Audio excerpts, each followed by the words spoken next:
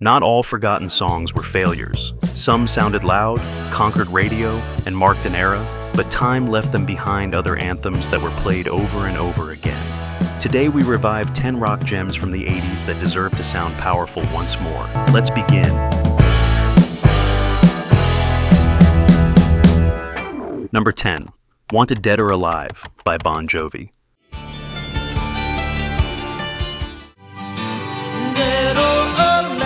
Wanted Dead or Alive does not sound like a rock song, it sounds like a confession. That acoustic guitar riff opens something different in Jon Bon Jovi. The image of an exhausted man, living from city to city, sleeping in roadside hotels, and finding on stage the only place that feels like home. Curiously, Jon Bon Jovi wrote it in the middle of a tour, comparing himself to an outlaw from the Old West. With no fixed direction, chased by fame, and living on the edge. It was not an invented metaphor. It was his real life turned into song. Released in 1987 on the album Slippery When Wet, it reached number 7 on the Billboard Hot 100 and became a massive hit in Canada, Australia, and much of Europe, cementing Bon Jovi as a band with truly global reach.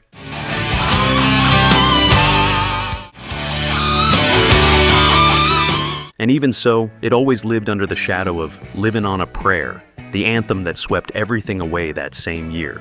That is why it ended up in a strange place, too big to ignore, but overshadowed by one of the greatest songs rock has ever produced. Number 9, I Just Died in Your Arms by Cutting Crew.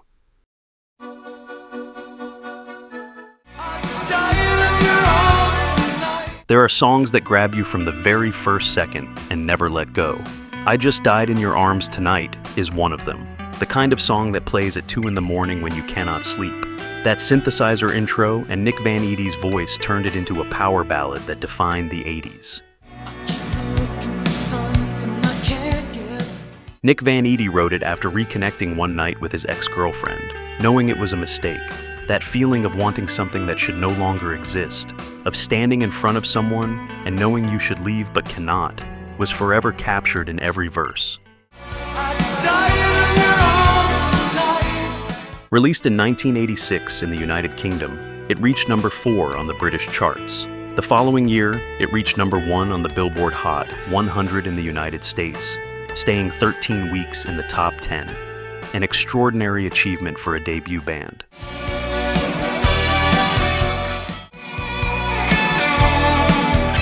And yet, it was the only time Cutting Crew reached that high. No later single managed to come close to that impact. I Just Died in Your Arms Tonight was their entrance and their farewell. A song so huge that it ended up becoming more famous than the entire band. I just died in your arms tonight. Number 8, Pamela by Toto.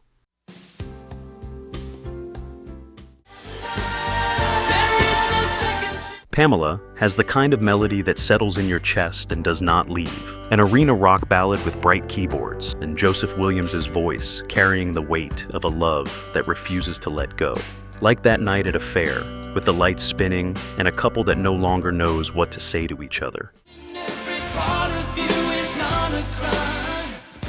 Curiously, the song was born from 2 parallel stories. David Poich had written the chorus with that name, while Joseph Williams had his own song for his girlfriend at the time, who was also named Pamela. They fused them together, and one of the most emotional moments in Toto's entire discography was born. Released in 1988 as the first single from the album The Seventh One, it reached number 22 on the Billboard Hot 100 in the United States, number 9 on Adult Contemporary, and dominated radio across Europe for weeks.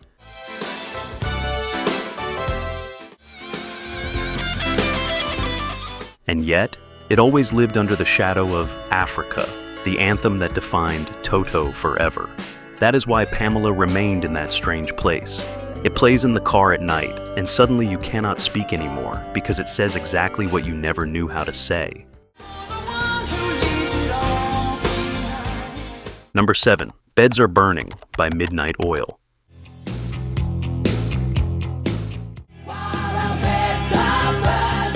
Beds Are Burning does not sound like an 80s song, it sounds like a warning. Its lyrics speak about the Pintupi people, an Aboriginal Australian community expelled from their lands in the 1930s. From that rage and historical debt came one of the most irresistible protest anthems rock has ever produced. What few people know is that when the band poured that rage into the studio, the result was so forceful that no one knew how to classify it. Too political for radio, too powerful to ignore, and yet impossible not to put into rotation.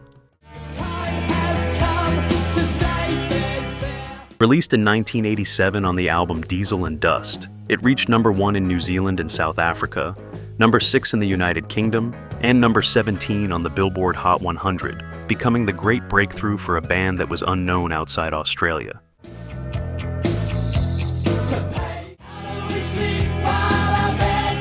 At the Sydney Olympic Games in the year 2000, Midnight Oil performed it dressed in black, with the word "sorry" on their clothes, in front of the Prime Minister who refused to apologize to Aboriginal people. One of the most powerful images rock has ever left in history. Number 6, Just Like Paradise, by David Lee Roth.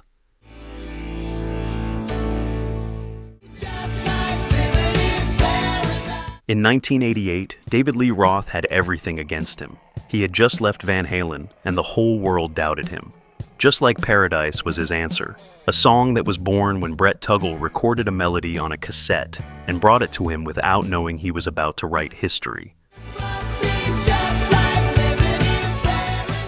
What happened next was astonishing. David Lee Roth listened to it in silence, asked them to play it again, and the next day he showed up with the complete lyrics. That was how the biggest hit of his solo career was born, and the only number 1 he would reach outside Van Halen. Steve Vai took care of the rest. His melodic and precise guitar gave it a dimension no other song of the era had, taking it to number 6 on the Billboard Hot 100 and turning it into a hit in countries like Canada, Australia, and Finland.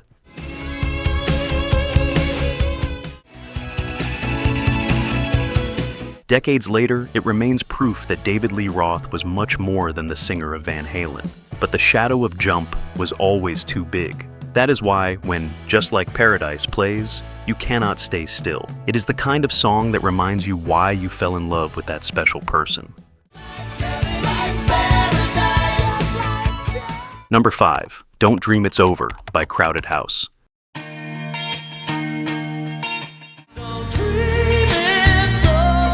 Don't Dream It's Over was not born in a big recording studio. Neil Finn wrote it alone, on his brother's piano, in a moment of introspection that was nothing extraordinary. And yet, from that lonely afternoon, Crowded House gave the world one of the greatest ballads of the 80s.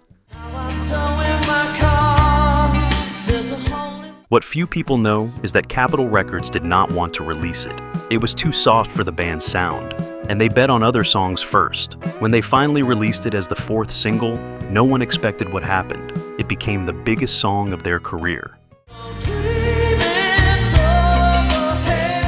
Released in 1986 on their debut album, it reached number 2 on the Billboard Hot 100 in the United States and number 1 in Canada and New Zealand, becoming a phenomenon that no one inside the industry knew how to explain.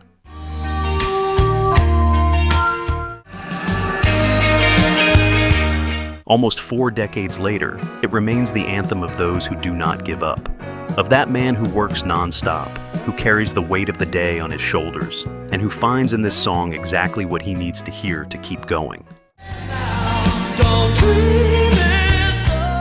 Number 4, The Boys of Summer, by Don Henley.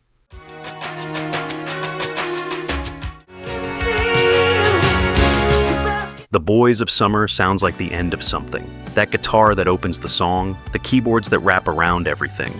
And Don Henley's voice loaded with nostalgia turn it into one of those songs that suddenly takes you back to a summer you thought you had forgotten, and to a version of yourself that no longer exists either. Curiously, the song was intended for Tom Petty and the Heartbreakers. Their guitarist Mike Campbell composed the riff, showed it to Tom Petty, and the band rejected it.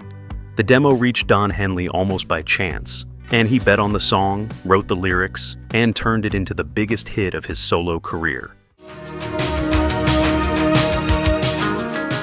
Released in 1984 as the first single from the album Building the Perfect Beast, it reached number 5 on the Billboard Hot 100 and number 1 on mainstream rock for 5 weeks, becoming a phenomenon that dominated radio in the United States, Canada, and the United Kingdom.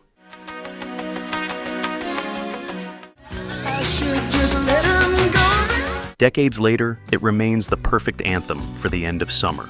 For that moment, when you look back and realize that something ended forever, but that it was so good, it is still worth remembering with a smile. Number 3, Separate Ways, Worlds Apart by Journey.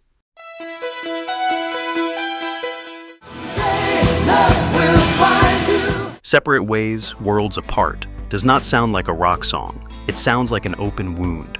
That synthesizer riff, Steve Perry's torn voice, and lyrics about two people who love each other but cannot stay together turned it into one of Journey's most emotional anthems. The song was born in a hotel room. Jonathan Cain and Steve Perry composed it on a small Casio keyboard while going through one of the most painful moments of their lives, devastating divorces that were consuming them inside. From that pain came something the audience felt from the very first night they played it.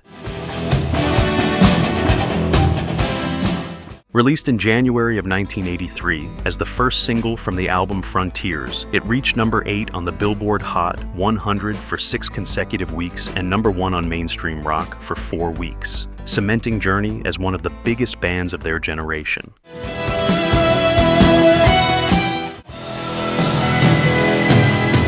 Years later, Stranger Things rescued it for a new generation, and it dominated the charts again.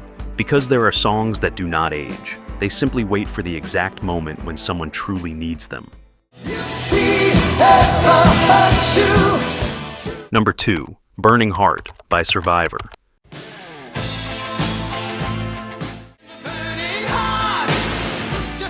Survivor surprised their fans with Burning Heart, a song born from Sylvester Stallone's personal request for Rocky IV. They had already worked together on Eye of the Tiger, and Stallone already knew what he wanted. A song that sounded like a battle, like someone who refuses to fall. What is curious is that the original title was The Unmistakable Fire. It was Stallone himself who listened to the demo, renamed it Burning Heart, and steered it toward the most powerful scene in the film, Rocky running alone through the Soviet snow, refusing to give up no matter the price. Released in 1985 as a soundtrack single, it reached number 2s on the Billboard Hot 100 and was number 1 in Belgium and Switzerland, entering the top 5 in the United Kingdom and Europe. Only one song kept it from reaching the top. That's What Friends Are For by Dionne Warwick.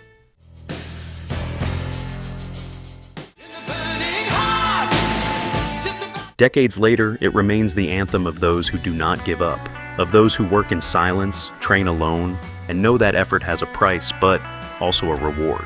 Burning Heart is not just a Rocky song, it is a way of life. Number 1, Heat of the Moment by Asia.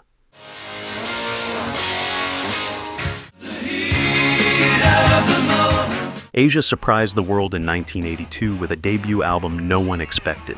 Formed by legendary musicians from King Crimson, Yes, and Emerson, Lake and Palmer, they took progressive rock and turned it into something radio could not ignore.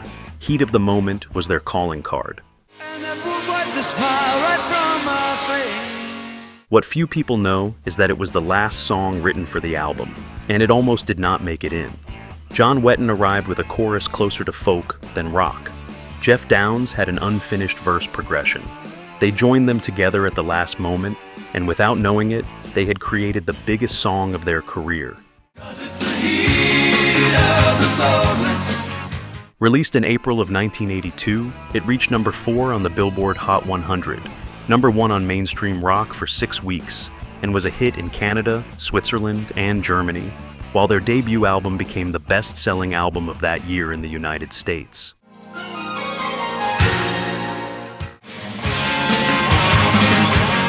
Decades later, it remains one of those songs that stop time. The one that plays, and suddenly nothing else matters anymore. Only that riff, that voice, and the feeling that rock, when it is done right, needs no explanation.